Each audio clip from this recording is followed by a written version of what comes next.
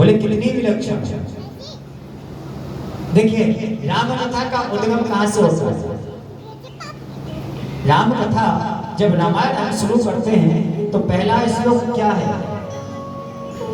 बोले जब रामचरित्र को हम शुरू करते हैं तो पा से ही प्रारंभ होती है। कहां से? वाह।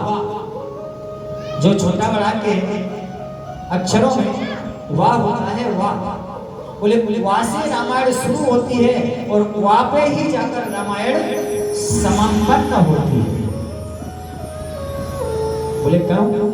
बोले सबसे पहले श्लोक आता है, बोले वर्णानामर्थ संहारम रसानाम छंदसापि मंगलानाम च कवितारो वंदे वाणी विनायको।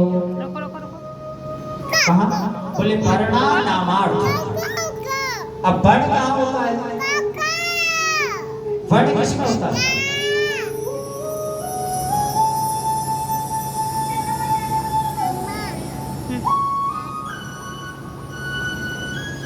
हमें लगता है आप लोगों को तो ऐसे लग रहा है कि जैसे आप लोगों ने कथा सुनी नहीं हो। आप लोग बिल्कुल अनभिज्ञ बैठे हो। कुछ लोग तो ये सोच रहे होंगे कि भगवान जी ये कथा तो हमने आज तक सुनी नहीं।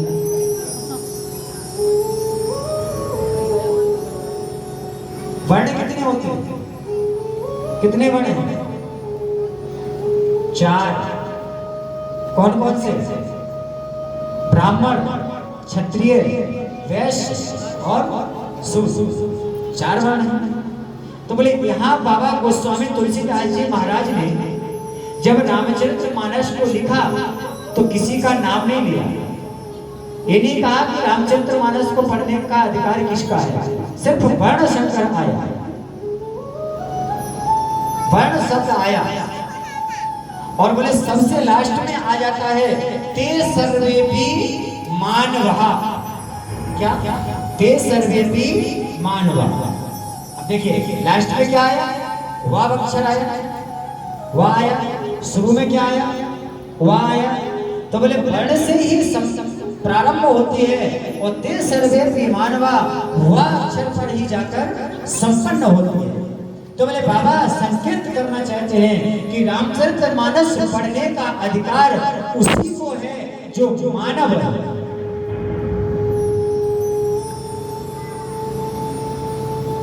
अब बोले महाराज मानव कौन है? सब मानव है? तो बोले मानव जो है बोले कौन? बोले जो बिना कहे करे, जो बिना कहे करे उसे भगवान कहते हैं, जो कहने पर करे उसे इंसान कहते हैं, और जो कहने पर भी ना सुने तो उसे तो फिर हैवान कहते हैं।